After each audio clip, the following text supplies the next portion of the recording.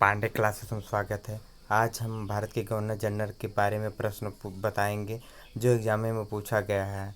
उनकी अध्यक्षता के बारे में जो पूछा गया है वही बताएंगे। आज हम इतना इम्पोर्टेंट क्वेश्चन बताने जा रहे हैं। देखिए, जैसे पहले क्वेश्चन, सविनय अवज्ञा आंदोलन के शुभारंभ के दौरान भारत के गवर्नर जनरल कौन थे? सविनय अवज्ञा आंदोलन के शुभारंभ के दौरान भारत के गवर्नर जनरल कौन थे? लॉर्ड इरविन थे। कौन थे? Lord Irwin. एक बार फिर से हम बता दे रहे हैं, सविनय अवज्ञा आंदोलन के शुभारंभ के दौरान भारत के गवर्नर जनरल कौन थे? लॉर्ड इरविन थे। लॉर्ड इरविन समझौता भी महात्मा गांधी से हुआ था। बंगाल का विभाजन वर्ष 1905 ईस्वी में किसकी अध्यक्षता में हुआ था? बंगाल विभाजन जब 1905 ईस्वी में हुआ था उस समय लॉर्ड कर्जन की अध्यक्षता में हुआ था। नेक्स्ट क्वेश्चन हम देख रहे हैं, भारत के आखिरी ब्रिटिश वायसराय कौन थे? भारत के आखिरी ब्रिटिश वायसराय कौन थे? भारत के आखिरी ब्रिटिश वायसराय लॉर्ड माउंटबेटन हैं। कौन है? Lord Mountbatten. अगर कोई तैयारी कर रहा है तो ये क्वेश्चन कन्फर्म है, बता देगा, क्योंकि लास्ट आखिरी भारत ब्रिटिश वायसराय थे। नेक्स्ट क्वेश्चन हम चलते हैं आगे, सती प्रथा को किसके द्वारा समाप्त किया गया? सती प्रथा को किसके द्वारा समाप्त किया गया? सती प्रथा को विलियम बेंटिंक के द्वारा समाप्त किया गया। सती प्रथा को विलियम बेंटिंक के द्वारा समाप्त किया गया, लेकिन भारत की तरफ से राजा राम मोहन राय भी बहुत सहयोग किए थे। कौन? राजा राम मोहन राय। नेक्स्ट क्वेश्चन हम बढ़ते हैं, श्रीरंगपट्टनम की संधि टीपू सुल्तान और किसके मध्य हुई थी? श्रीरंगपट्टनम की संधि और टीपू सुल्तान के बीच कॉर्नवालिस हुई थी। किसे हुई थी? कॉर्नवालिस।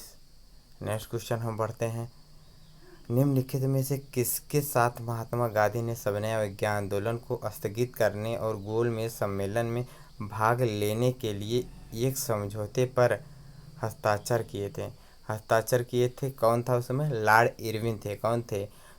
लॉर्ड इरविन भी थे। नेक्स्ट क्वेश्चन हम बढ़ते हैं, भारतीय रेलवे और टेलीग्राफ सेवा किसके शासनकाल के दौरान शुरू हुई है? भारतीय रेलवे और टेलीग्राफ सेवा किसके शासनकाल में दौरान शुरू हुआ? किसके द्वारा? लॉर्ड डलहौजी के द्वारा हुआ था। कब हुआ था ये बताइए? 16 अप्रैल 1853 ईस्वी में रेलवे की स्थापना हुई थी। नेक्स्ट क्वेश्चन हम बढ़ते हैं,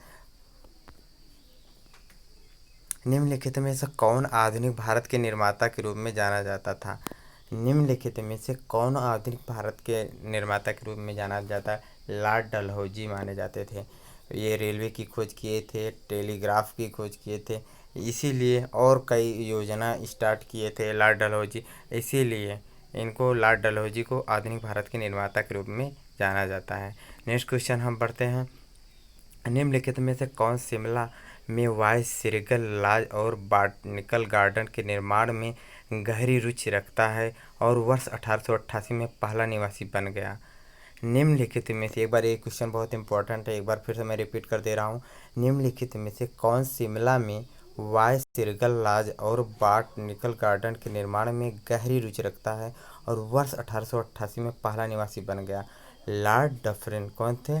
लॉर्ड डफरिन थे।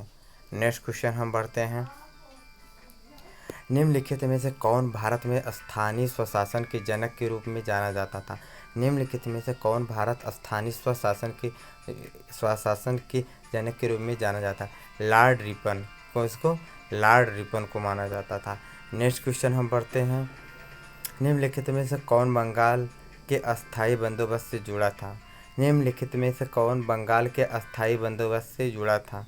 लॉर्ड कॉर्नवालिस जुड़े थे। कौन जुड़े थे? Lord Cornwallis.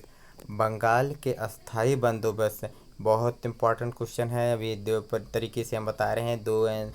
निम्नलिखित में से कौन बंगाल के अस्थायी बंदोबस्त से जुड़ा था? कौन जुड़ा था? लॉर्ड कॉर्नवालिस जुड़े थे। और नेक्स्ट क्वेश्चन देखिए, किस गवर्नर जनरल के तहत वर्ष 1878 में पारित किया गया वर्नाकुलर प्रेस अधिनियम से घृणा थी? ये बहुत इंपॉर्टेंट है। ये वर्नाकुलर प्रेस अधिनियम पारित जिसने किया तो सब जान रहे हैं, लेकिन कौन घृणा कर रहा था ये नहीं कोई जान रहा था। किस गवर्नर जनरल के तहत वर्ष 1878 में भारत पारित किया गया वर्नाकुलर प्रेस अधिनियम से घृणा था? लॉर्ड लिटन थे। कौन थे? लॉर्ड लिटन। नेक्स्ट क्वेश्चन हम बढ़ते हैं, निम्नलिखित में से किसने 1911 में रास बिहारी बोस की अध्यक्षता वाली दिल्ली षड्यंत्र मामले में हत्या के प्रयास का लक्ष्य रखा था? 1911 ईस्वी में रास बिहारी बोस की अध्यक्षता वाली दिल्ली षड्यंत्र मामले में हत्या के प्रयास में लक्ष्य रखा था लॉर्ड हार्डिंग। किसने रखा था? लॉर्ड हार्डिंग को। नेक्स्ट क्वेश्चन हम बढ़ते हैं। जब महात्मा गांधी जी को भारत में पहली बार जेल भेजा गया था तब भारत का गवर्नर जनरल कौन था? जब महात्मा गांधी जी को भारत में पहली बार जेल भेजा गया था तब भारत का गवर्नर जनरल लॉर्ड चेम्सफोर्ड था। कौन था? लॉर्ड चेम्सफोर्ड था। नेक्स्ट क्वेश्चन हम बढ़ते हैं। वर्नाकुलर प्रेस अधिनियम वर्ष 1878 को किस गवर्नर जनरल के द्वारा रद्द किया गया था? रद्द कर दिया गया। किसके द्वारा? लॉर्ड रिपन के द्वारा। किसके? लॉर्ड रिपन के द्वारा। नेक्स्ट क्वेश्चन हम बढ़ते हैं। रूलेट अधिनियम जो सरकार को अनिश्चित काल के लिए बिना परीक्षण के लिए लोगों को हिरासत करने के लिए अधिकृत करता था, वो किसने प्रस्तुत किया था? लॉर्ड चेम्सफोर्ड ने किया था। एक बार फिर से देख लियो, ये क्वेश्चन बहुत इंपॉर्टेंट है। रूलेट अधिनियम जो सरकार को अनिश्चित काल के लिए बिना परीक्षण के लोगों की हिरासत करने के लिए अधिकृत करता था, कौन था? Lord Chelmsford. इसलिए हम आज आपको भारत के गवर्नर जनरल के बारे में बताएं और उनके बारे में कुछ क्वेश्चन बताए हैं जो बहुत इंपॉर्टेंट है एग्ज़ाम के अनुसार।